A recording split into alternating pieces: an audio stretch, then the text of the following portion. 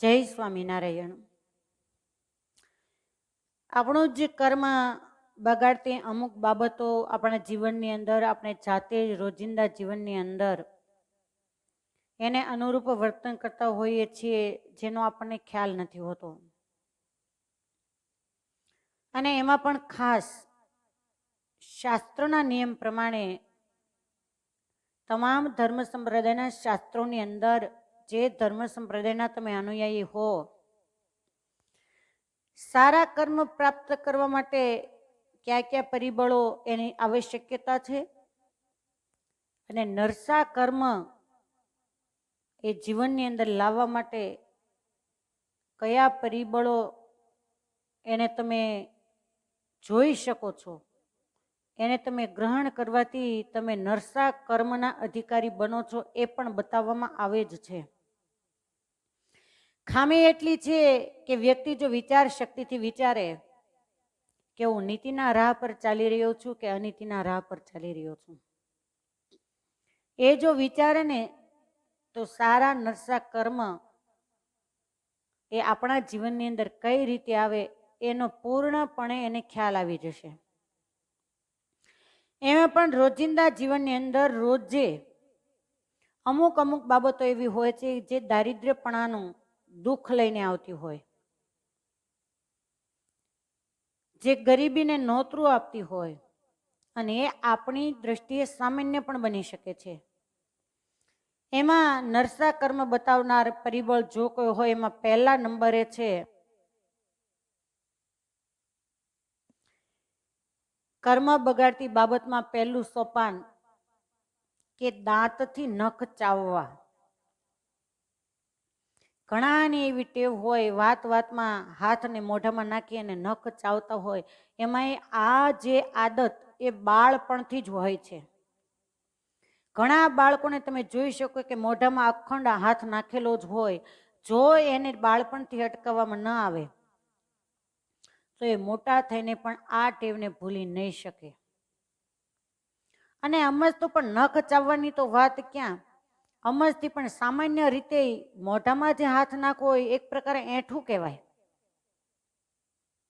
વાત વાતની અંદર એમાં પણ ખાસ તમે જોજો, સ્કૂલની અંદર છોકરાઓ ભણતા હોય અથવા તો તમે કોઈ પણ પુસ્તક શાસ્ત્ર વાંચતા હો, તો ક્યારેય મોઢામાં આંગળી થૂકવાળી કરી અને પેજને ઉથલાવાય નહીં. ગમે તે તમે જે કિતાબ શાસ્ત્ર વાંચી રહ્યા છો એ પરમાત્માનું સ્વરૂપ છે. એમને પાના ફરી શકે છે, થૂકવાળું કરવાથી ફેરવાય એવું નથી. અને ખાસ પૈસા ગણવા માટે મોઢાનો ઉપયોગ થતો હોય તો તમે સહેજ પાણી લઈ અને પણ ગણી શકો છો. આ એટલા માટે હું ઝીણવટપૂર્વક બતાવું છું કે એકદમ ચોખ્ખાઈથી જે શાસ્ત્રના નિયમ પ્રમાણે જે આદતોને આપણે અનુસરવું પડે એ તરફ હું તમને લઈ જઈ રહી છું. તો એમાં મોઢામાં હાથ નાખી અને દાંત ચાવવાની વાત, કે ઘણાને તો નેન કટરની જરૂર જ ન પડે, પોતાનો હાથ જ કાફી હોય, દાંત જ.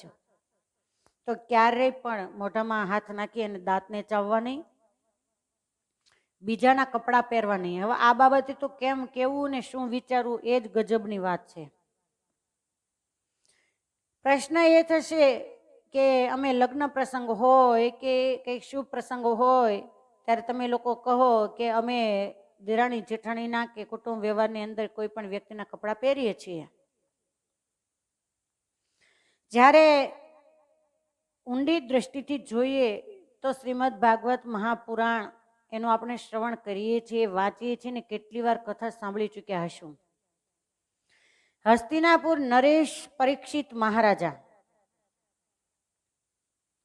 જેના રાજ્યની અંદર જે પાંડવ વંશનું બીજ છે, જે રાજ્યમાં સદાય માટે ઋષિમુનિઓ અને ભૂદેવો એની પૂજા કરવામાં આવતી હતી, એના પાવલાઓ પૂજવામાં આવતા હતા, એના પાવલાઓને ચરણોદકથી ધોવામાં આવતા હતા, અને એ ચરણોદક મસ્તક ઉપર ચડાવાતું. એ જ પરીક્ષિત મહારાજાના મસ્તક ઉપર મગધ નરેશ જરાસંધ એનો મુકુટ આવ્યો તો પરિસ્થિતિ એ થઈ કે જ્યાં ક્યારેય સ્વાગતની આશા ન હોય, આશીર્વાદની આશા હોય, એ સંતનું અપમાન કર્યું. એટલે જે વ્યક્તિના તમે કપડાં પહેરો એ વ્યક્તિના વિચારો ચોક્કસ તમારા મનને અસર કરી શકે છે. અને હવે તો કપડાં એકાબીજાના પહેરવાની ક્યાં વાત, લગ્ન પ્રસંગે જેને શુભ મુહૂર્ત કહેવાય એ જ વખતે તમે ભાડે લઈને પહેરી આવો છો. કોણ જાણે એ કપડાઓ ક્યાં ક્યાં સુધી જતા છે, પરંતુ આ બાબતે તો કાંઈ વિસ્તાર કરવાની જરૂર નથી ને કરવાથી કોઈ માને એમ પણ નથી. ત્યાર પછી ભોજનની નિંદા કરીને ખોરાકમાં ખામી કાઢવી. ઘણા લોકોની એવી ટેવ હોય કે જમવા બેસે એટલે બોલવાનું ચાલુ થઈ જાય કે આ ખારું છે, આ તીખું છે, આ ખાટું છે, આમાં મીઠું નથી, આ ગળ્યું છે, આ કાચું છે, આ બળી ગયું છે. યાદ રાખો કે જે ભોજન પાત્ર તમારા થાળની અંદર છે અને તમે એની અવગણના કરી એટલે તમે બનાવનાર વ્યક્તિની અવગણના નથી કરતા, પણ અન્ન દેવ એનો અપરાધ કરી રહ્યા છો. માટે ક્યારે પણ ખોરાકમાં ખામી કાઢવી નહીં. અને બહેતર છે કે જમતા જમતા મૌન જ લઈ લો. ઘણા એવા ભક્તજનો હોય કે આજીવન જે જમતા જમતા બોલતા ન હોય, મૌન ધારણ કરી અને ભોજન ગ્રહણ કરતા હોય, એ બહુ ઉચ્ચ કક્ષાની વાત છે. ત્યાર પછી દક્ષિણ તરફ પગ રાખી અને ક્યારેય સૂવું નહીં. દક્ષિણ તરફ પગ એટલે મોઢું. ક્યારે પણ દક્ષિણ દિશામાં મોઢું રાખીને શયન ન કરાય. કેમ કે જ્યારે વ્યક્તિનું મૃત્યુ થાય ત્યારે વ્યક્તિને એ દિશામાં સુવડાવવામાં આવે છે. સ્નાન કર્યા પહેલા તિલક કરવું નહીં. ઘણા એવા લોકો છે તો જ આપણા શાસ્ત્રની અંદર આ ઉલ્લેખ કરવામાં આવે કે ક્યાંક ફરવા બરવા માટે જાય. અમે અમારી નજરે એવા જોયા છે વ્યક્તિઓ કે ઉતારા મળતા ન હોય અને જિંદગીમાં તિલક ચાંદલો કે પૂજા પાઠ કર્યા ન હોય, એ તિલક કરી અને પછી જાય કે સંતોને કે ત્યાંના કાર્યકર્તાઓને એવું લાગે કે આ લોકો સત્સંગી છે. પછી ભલે ને સ્નાન કર્યું જ ન હોય, સ્નાન કર્યા વગર તિલક કરવું આ તમારું કર્મ બગાડતી આદત છે. ત્યાર પછી દક્ષિણ દિશા તરફ મોઢું રાખી અને ભોજન ગ્રહણ કરવું. કેમ કે આ દિશા તરફ શાસ્ત્ર એમ બતાવે કે નર્ક યાતના, નરકના કુંડો એ દક્ષિણ દિશા તરફ છે. એટલે લગભગ બધી જ જગ્યાએ દક્ષિણ દિશાનો નિષેધ કરેલો છે કોઈ પણ સારા કાર્યમાં. અને એટલે જ આપણે કાંઈ વ્રત તપ કરતા હોઈએ ચાંદ્રાયણ આદિ, ત્યારે ચોખવટ કરી કે ઉત્તર અથવા તો પૂર્વ આ બંને દિશામાં મુખ રાખી અને ભોજન ગ્રહણ કરવું.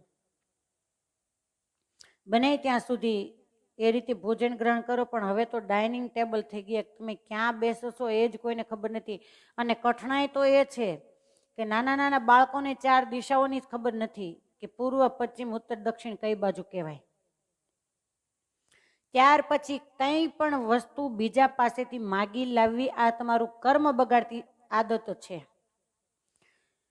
તો ઘણીવાર વિચાર આવે કે કઈ વસ્તુ ઘરમાં ન હોય અને કદાચ સમય એવો આવે, પરિસ્થિતિ એવી આવે કે માગવી પડે, તો અહીંયા નિષેધ કેમ બતાવ્યો? તો આપણું જ મન એટલું બધું વિચિત્ર છે, આપણો સ્વભાવ એવો વિચિત્ર છે કે આપણે આપણા સ્વભાવને ઓળખી શકતા નથી. અને ઘણીવાર એવું બને કે તમારે કોઈ વસ્તુ પદાર્થની જરૂર છે અને તમે કોઈ બીજા પાસેથી માગી લેવા અને તમારી જરૂરિયાત પૂરી થઈ ગઈ. પણ જો લાલચ વૃત્તિ વાળો તમારો સ્વભાવ હોય અને સામેવાળી વ્યક્તિએ તમને સરળતાથી રાજી ખુશીથી એ વસ્તુ પદાર્થ આપ્યું હોય, તો તમારા સ્વભાવને આધીન થઈ અને તમે ફરીવાર એની પાસે માગવા જાશો અને એક સમય એવો આવશે કે તમારી વૃત્તિ લાલચવાળી બની જશે અને એક દિવસ સમાજમાં તમે ધિક્કારને પાત્ર, હાંસીને પાત્ર બનશો અને લોકો તમારા માટે એવું વાક્ય બોલશે કે એને માગવાની ટેવ પડી ગઈ છે. બીજા નંબરમાં કે કોઈ પણ વ્યક્તિ પાસેથી વસ્તુ માગી લાવવી, પરિસ્થિતિને અનુરૂપ તમે માગી લાવ્યા તો ઘણાના જીવનની અંદર એવું બન્યું પણ હશે કે આપનાર વ્યક્તિ 5-15 વર્ષે પણ તમને મેણું મારી અને સંભળાવી પણ શકે. માટે બને ત્યાં સુધી જે પરમાત્માએ આપ્યું છે એનાથી જો ચલાવી શકાય એવું હોય તો ચલાવી લો, પણ બીજા પાસે માગવાની આશા ન રાખો. ત્યાર પછી સંધ્યા સમયે શું એ દરિદ્રતાનું કારણ છે, અને એટલે જ ભગવાન સ્વામિનારાયણે પોતાના આશ્રિતોને આજ્ઞા કરી કે અમારા આશ્રિતોએ સંધ્યા સમયે પરમાત્માનું નામ સંકીર્તન કરવું, મંદિરે જવું. કેમ કે આપણે જાણીએ છીએ કે સંધ્યા સમય એ વખતે સૂર્ય અસ્તાચલને પામી ગયા છે ને ચંદ્રનો ઉદય નથી, અને આ બંને વચ્ચેનો જે સમય એ નિશાચરોનો સમય છે. એ વખતે કેવળ અને કેવળ હરિનામ સંકીર્તન કરાય, બીજું નહીં. આપણા વડીલો પહેલા ભણ્યા નહોતા પણ ઘણા ચોક્કસ હતા. પહેલા હવેલીઓ બંગલા ક્યાં હતું, અને નાના નાના બાળકો હોય કે વંવારો હોય એ સંધ્યા સમયે નળિયાવાળા મકાન હોય ને ઓટલે બેઠા હોય એટલે વડીલો આવીને એમ કે ઘરના દરવાજા ખોલી નાખો અને નેવા નીચેથી ઊભા થઈ જાઓ. બોલે કેમ? તો કે સૂર્યનારાયણનો રથ નીકળે છે. દી આથમી ગયો ને એટલે સૂર્યનારાયણનો રથ નીકળે એટલે નેવા નીચે બેસાય નહીં ને. ઘર બંધ હોય તો આપણા ઘરમાં સૂર્યનારાયણ આવે નહીં, કહેતા અજવાળું થાય નહીં. અજવાળું એ કાંઈ પ્રકાશ માટે નહીં, પણ સારા સંસ્કારો રૂપી દીપક આપણા ઘરની અંદર પ્રજ્વલિત ન થાય એટલા માટે દરવાજા ખોલી નાખતા. પણ અત્યારે તો કઠણાઈ એ છે કે સંધ્યા સમયે શહેરમાં લોક કરીને બજારમાં, અને સંધ્યા સમયે જેને બેસવાની નવરાઈ મળે 4-5 વાગ્યા સુધી, કેમ કે 2-2:30 વાગ્યા સુધી તમારા બપોરના કામ હોય અને પછી આરામથી સૂઈ જાય. ઘરધણી તો ટિફિન લઈને જતા રહે, સાંજ સુધી આવવાના ન હોય. સૂઈ જાય એટલે 5-5:30 સુધી, કોઈ 4 વાગ્યા સુધી સૂવે, થોડું ઘણું કામ કરે. સંધ્યા સમય થવાનો સમય થાય એટલે પછી બેસે ટોળા વળીને. ફ્લેટો હોય એટલે સરસ મજાના ગાર્ડન હોય, પોતપોતાના વિંગમાંથી ઉતરી અને બધાએ બેઠા હોય. એમાં સૂર્યનારાયણને આવવાની વાત જ ક્યાં, ઘરના દરવાજા સંધ્યા સમયે લોક હોય. તો આ દરિદ્રતાનું કારણ છે. સંધ્યા સમયે તો પરમાત્માનું ભજન સ્મરણ કરી શકે. અને આપણે જાણીએ છીએ કે એક મંત્રા અવધની અંદર સરસ્વતીના નજરની અંદર આવી, કેમ કે સારું એ અવધ પરમાત્માના નામની અંદર લીન હતું, અને મંત્રા એક પાત્ર એવું હતું જે અટારી અગાશીમાં પોતે ચક્કર મારી રહી હતી ને સરસ્વતીની દૃષ્ટિએ ચડી. તો સરસ્વતીને લાગ્યું કે આની જ બુદ્ધિ ફેરવો, અને મંત્રાની બુદ્ધિ વિપરીત થઈ. અને આજે વર્ષો ગયા પછી પણ રામના 14 વર્ષના વનવાસમાં જો કોઈ કારણભૂત આપણે પગથિયું ગણતા હોઈએ તો એ મંત્રાને ગણીએ છીએ. માટે આપણે સારા કર્મ કરીએ કે નરસા કર્મ કરીએ એ આપણા જ હાથની વાત છે. તો અમુક બાબતે શાસ્ત્રએ જે પરિણામો બતાવ્યા હોય, પરિબળો બતાવ્યા હોય, એના ઉપર ધ્યાન રાખી અને જીવન જીવવું. અસ્તુ. બધાને જય સ્વામિનારાયણ.